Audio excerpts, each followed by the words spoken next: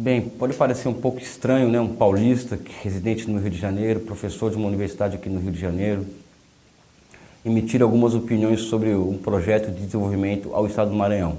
Mas Maranhão, Rio de Janeiro, São Paulo, Rio Grande do Sul, Amazonas, Paraíba, Pernambuco, Bahia, enfim, as 27 unidades da federação mais o Distrito Federal são parte integrante do Brasil. Então, o primeiro recado que eu acho que é importante dar é de que o Brasil é parte de uma realidade muito complexa chamada Brasil. Pois bem, entrando agora um pouquinho nessa especificidade do Maranhão. Qual que é o pressuposto principal, vamos dizer assim, para um projeto de desenvolvimento de sucesso? Ou ao menos uma intenção de projeto de desenvolvimento de sucesso? É muito crível dizer que é a busca de uma unidade política em torno de um projeto de desenvolvimento. Esse processo, no caso do Maranhão, tem se consolidado ao longo dos últimos 10, 15, 20 anos, que marca o auge, vamos dizer assim, da resistência de algumas forças políticas interessadas no progresso do Estado em enfrentar a oligarquia sarney no Estado do Maranhão. É muito notório no Brasil, de conhecimento das pessoas mais informadas, que o Estado do Maranhão é um dos estados mais pobres do Brasil, com um dos DHs mais pobres do Brasil, e, paralelamente a isso, uma grande oligarquia regional exerceu o poder praticamente feudal sobre o Estado nos últimos 50 anos. É muito claro que esse tipo de poder, vamos dizer assim, ele passa a ser um impedimento, vamos dizer assim, ao progresso do próprio capitalismo no Estado, não é? Então, acho que esse ponto é interessante colocar, a questão da unidade política. A eleição do juiz Flávio Dino, nas últimas eleições, marca o início de um processo, vamos dizer assim, histórico, muito interessante. Não pela pessoa somente do Flávio Dino, as intenções dele, o caráter dele, o dinamismo pessoal dele, a capacidade de absorver ideias novas, a sensibilidade que ele tem para o que é tudo que envolve a questão do desenvolvimento, mas as forças políticas que ele conseguiu aglutinar em torno de si mesmo. O que isso quer dizer no concreto, vamos dizer assim? Conseguiu-se um êxito formidável na unificação das oposições no estado do Maranhão. Oposições essas que podem aparecer em primeira instância, forças políticas, vamos dizer assim, completamente díspares, né? Porém, todas elas no intuito de formar um bloco anti-oligarquia e pró-desenvolvimento do Maranhão. Esse ponto é essencial, porque não existe desenvolvimento econômico, não existe progresso social, não existe elaboração e execução de políticas públicas profundas visando o processo de desenvolvimento econômico sem o pressuposto de uma grande unidade política a fim de tocar adiante esse processo. Isso é interessante porque o Maranhão não pode ser visto como uma ilha. É muito comum ainda no Brasil hoje, quando nós analisamos a realidade de algum estado específico, pode ser o Maranhão, pode ser o Pernambuco, qualquer estado do Nordeste, do Norte ou do Sul, transparecer de dentro para fora, vamos dizer assim, uma questão que já deveria ter sido superada há muito tempo, desde a Revolução de 30, a questão dos exclusivismos regionais. Não cabe mais no século XX, desde a metade do século XX, já no século XXI, principalmente, noções exclusivistas regionais. Creio que o Maranhão também dá um passo importantíssimo neste processo. Mas continuando essa argumentação, o Brasil, por exemplo, ele passa por um processo político que é muito singular e interessante, iniciado com a eleição de Lula em 2002. É notório o dado de que 40 milhões de pessoas saíram da linha da pobreza, existe um mercado consumidor no Brasil em expansão, existem tentativas frustradas ou não frustradas de elaborações de projetos industriais durante esse período. Existe até hoje tentativas, vamos dizer assim, de formas diferenciadas de financiamento da produção que não eram contempladas ou utilizadas, muito pelo contrário, anterior a esse período, e é evidente que, dada as forças políticas que nucleavam e que nucleiam esse processo que ocorre no Brasil desde 2003, a grande resistência a esse projeto. Isso é muito óbvio agora, após as eleições de Dilma, um pouco antes, após as manifestações, onde os setores mais conservadores da sociedade brasileira, elas colocaram a cabecinha para fora e intentam de forma muito clara, vamos dizer assim, a retomada do governo do país a partir de 2018 e, se possível, já agora. Pois bem, isso é um ponto nodal, na medida que o Maranhão não pode ser visto como uma ilha nesse processo todo que ocorre no Brasil hoje. O Maranhão não pode ter, felizmente ou não, uma política cambial própria. O Maranhão não pode ter uma política de juros própria. O Maranhão não tem poder de emitir moeda, não é? Ou seja, o Maranhão deve ser visto como parte constitutiva desse país e, a partir dessa visão, que deve se começar a elaboração de um projeto de desenvolvimento ao Estado. Ou seja, qual que é o lugar do Maranhão no Brasil, quais são as potencialidades do Maranhão dentro de todo esse arcabouço produtivo, vamos dizer assim, industrial e agroindustrial criado nos últimos 12 anos. Esse é um ponto. Um outro ponto, a questão da localização. É muito sabido que o Maranhão ele se encontra geograficamente em um local do país que, a meu ver, é muito privilegiado. Ele, por exemplo, tem sido constituído e viabilizado de forma completa o Porto de Itaqui, que tem o poder, vamos dizer assim, de escoar grande parte da produção agropecuária brasileira, inclusive a produção de soja, que é cada vez maior e dinâmica no sul do estado do Maranhão. Já existem estudos falando sobre isso, vamos dizer assim, que inclusive participei de uma banca de mestrado um tempo atrás em que tratava dessa questão da plantação de soja no sul do Maranhão. E também existe as possibilidades abertas com a conclusão da Ferrovia Norte-Sul. Então essa questão do desenvolvimento do Maranhão deve ser levada em consideração esses fatores. Um terceiro fator que eu acho interessante, não é?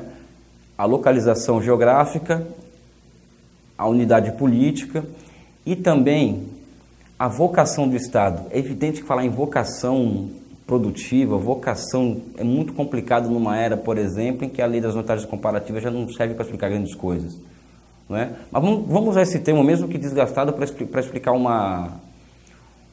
explicar algo que pode ser interessante. O Brasil tem recebido, vamos dizer assim, imensos investimentos da China, ou ao menos foram muitos prometidos. Acho que a execução desses projetos depende muito mais, vamos dizer assim, do Brasil do que dos chineses, né? E um dos projetos que me chamou muita atenção, qual que era?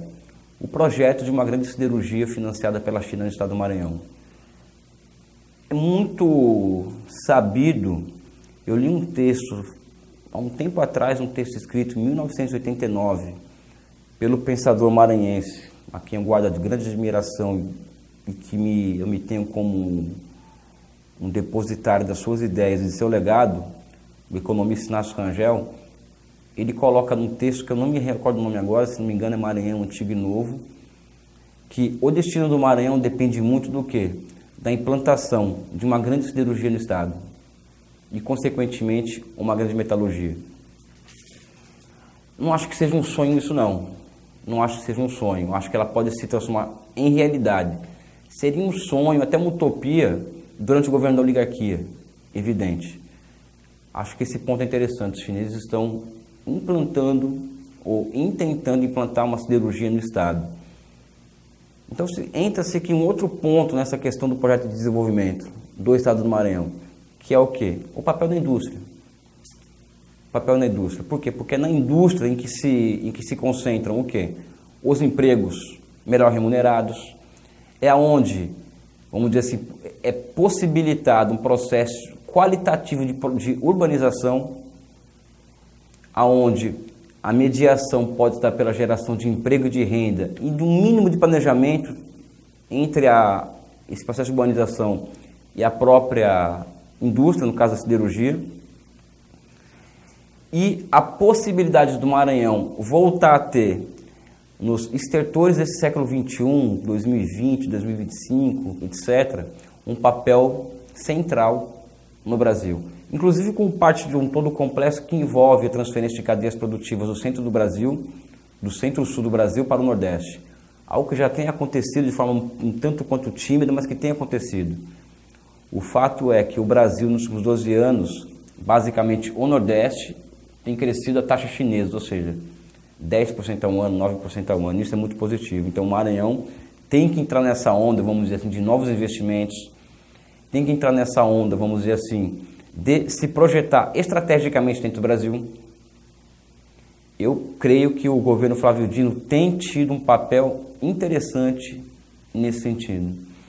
Eu tenho lido algumas coisas no Maranhão, até pela minha relação pessoal com o governador, a minha amizade com ele, e ele lança um programa de imediato que, na minha visão, não é algo puramente político, mas tem um alcance social e econômico muito profundo, que são intervenções no território a partir de políticas públicas do governo em regiões do estado onde o IDH é muito baixo, principalmente nos municípios em que o IDH é muito baixo. Não sei dizer direito aqui quais são os programas, mas basicamente são atendimento de saúde, melhoria da educação e, no âmbito do próprio estado, uma política de valorização dos professores e do serviço público. Por que isso é interessante? O que se constitui, o que é o serviço público numa realidade em que o domínio da oligarquia ela impede o desenvolvimento do próprio capitalismo e o desenvolvimento como em si mesmo? Isso significa modernização do aparelho do Estado, quebra das barreiras institucionais ao próprio desenvolvimento. Eu tenho dito em algumas palestras, em algumas ocasiões que sou chamado, que todo problema econômico é um problema institucional. Em outras palavras, todo problema econômico é um problema político, necessariamente. E Flávio Dino tem enfrentado isso a partir do fortalecimento das instituições do Estado do Maranhão, o fortalecimento do serviço público do Maranhão e, consequentemente, a rapidez, vamos dizer assim, que tem sido feita essas intervenções nos municípios mais pobres do Estado. Isso é essencial para o processo de desenvolvimento econômico. E quando eu falo processo de desenvolvimento econômico, eu falo necessariamente de um processo de aumentos consecutivos do produto interno, acompanhados pela geração de renda e de emprego e de uma distribuição muito mais interessante, ou seja, mais equitativa dessa renda gerada. E para isso tem que haver instituições. Flávio Dino e seu governo tenho percebido, tem caminhado muito bem nessa direção. Tanto é que o governo Flávio Dino hoje é aprovado por 75% dos maranhenses, o que eu acho que é uma notícia muito interessante. Outro ponto que eu vejo de essencial, não é? Eu não sei hoje qual que seria a capacidade de endividamento do Estado do Maranhão. Eu não sei. Mas o importante, a partir da leitura da capacidade de endividamento do Estado, é perceber aonde que o Estado do Maranhão pode antecipar projetos, vamos dizer assim, por exemplo, uma estrada, uma rodovia, uma ferrovia, uma extensão de um porto, de um projeto ligando uma cidade a outra, não importa. Qual que é a capacidade financeira do Estado do Maranhão em indicar, a partir da sua entrada naquele projeto, não é, um caminho para que a iniciativa privada do Estado do Maranhão possa ir acompanhar o Estado nisso? Eu estou falando basicamente do quê? De concessões de serviço público, de estradas, de rodovias, de ferrovias, algo que já está em curso no Brasil e que, creio eu, o Maranhão tem que acompanhar esse projeto, esse processo. E é um processo que o Maranhão não pode esperar que o Brasil, vamos dizer assim, com as suas demandas imensas, contemple totalmente o Estado. Eu acho que são dois processos que caminham, vamos dizer assim, de forma muito próxima uma da outra. Ou seja, o governo brasileiro, ele lança um pacote de concessões de infraestruturas estranguladas E o Maranhão, a meu ver, se já não deve estar fazendo, acredito que sim, lançar o seu pacote de investimentos em infraestruturas. Isso é muito simples, porque sem infraestruturas, os custos de produção tendem a ficar muito altos. Ou seja, ferrovias, estradas que liguem cidades, que liguem mercados consumidores internos, que liguem essa grande agricultura especializada do sul do estado a mercados consumidores, com o próprio São Luís, outras cidades, grandes São Luís e mesmo o mercado externo, vamos dizer assim. É essencial. O governo do estado partir para uma política agressiva, no bom sentido da palavra, de concessões de serviço público à iniciativa privada. Falando em iniciativa privada, fica aquela pergunta que alguns setores da intelectualidade acabam aqui fazendo, né? É possível haver algum desenvolvimento econômico no Brasil, e no Maranhão em particular, em qualquer outro lugar, sem uma efetiva participação do setor privado? Eu particularmente acho que não.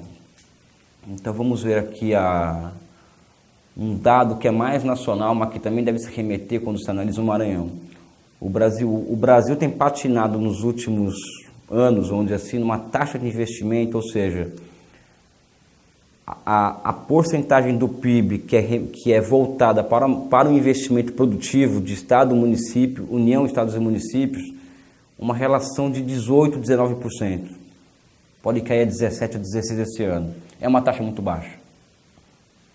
Em comparação com a taxa de investimentos da China, que é 45%, Índia, 30%, 36%, Rússia, 25%, e demais países do mundo em desenvolvimento, em acelerado desenvolvimento, ainda é muito baixa. A leitura desse dado pode nos remeter a uma série, vamos dizer assim, de constatações. Eu acho que tem uma que é principal, que é o quê? Essa baixa taxa de investimentos com relação ao PIB no Brasil tem relação direta com a baixa participação do setor privado em grandes projetos produtivos do Brasil. Existe um esforço nacional a partir, vamos dizer assim, de políticas de Estado e mesmo da utilização de recursos do Tesouro para investimentos. E muitas vezes esses investimentos não são acompanhados de sua contrapartida privada. Explicação para isso pode ter várias.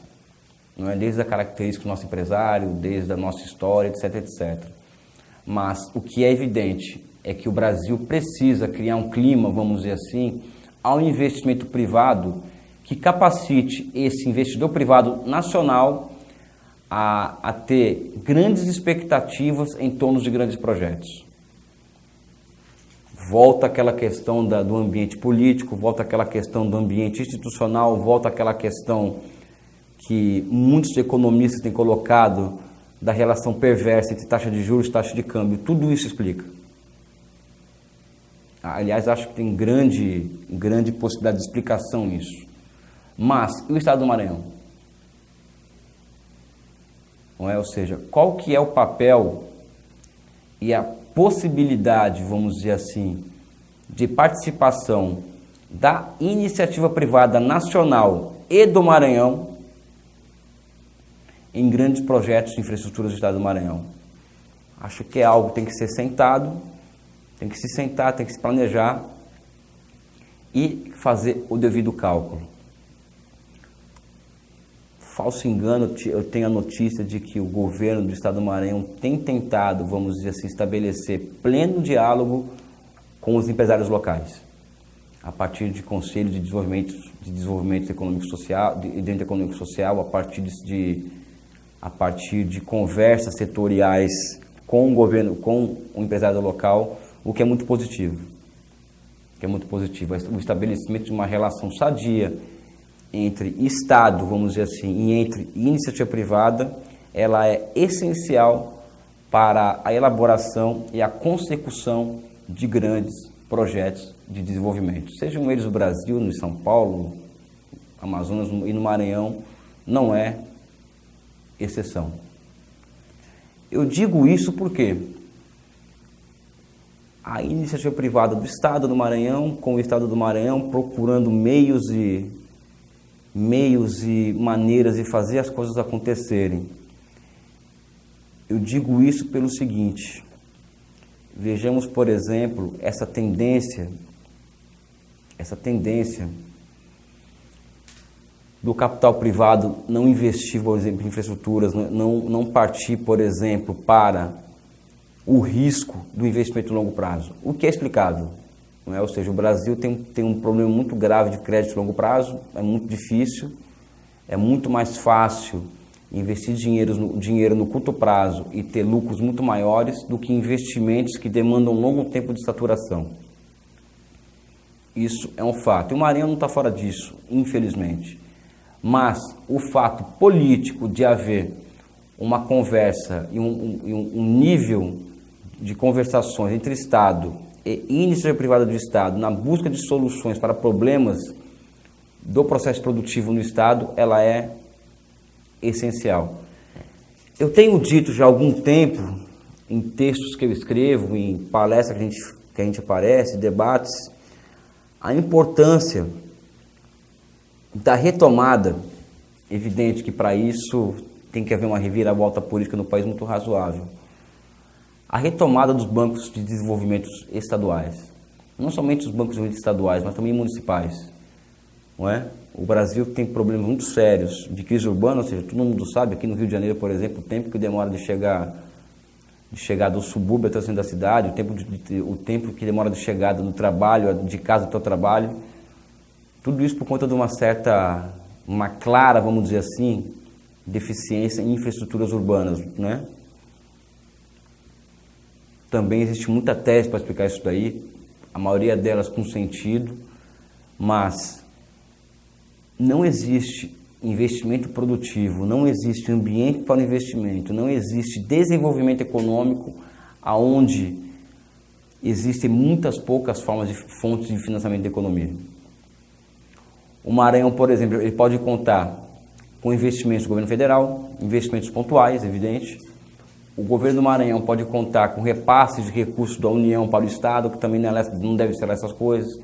O Maranhão pode contar com benefícios de projetos como o plano, o PAC, agora está, se não me engano, PAC 3, a terceira fase do PAC, é o Programa de Aceleração do Crescimento. O Maranhão pode contar com isso.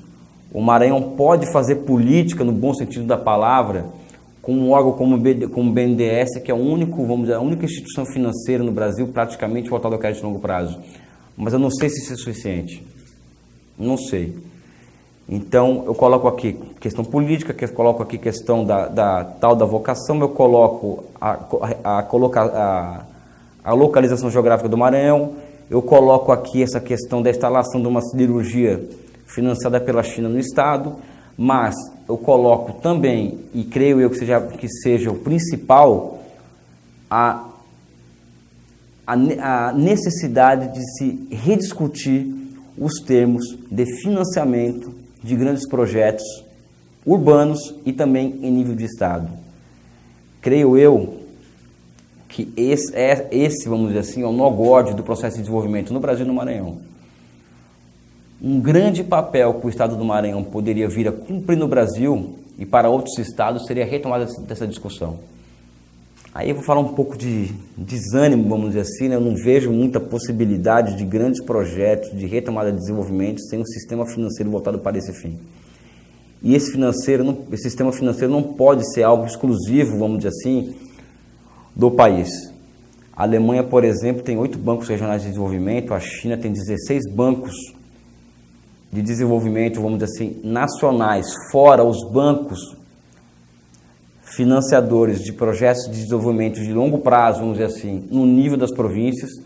Enfim, todos os grandes países do mundo hoje, todos os países que alcançaram rápidos processos de desenvolvimento, eles contaram com estruturas financeiras e de intermediação financeira no nível local.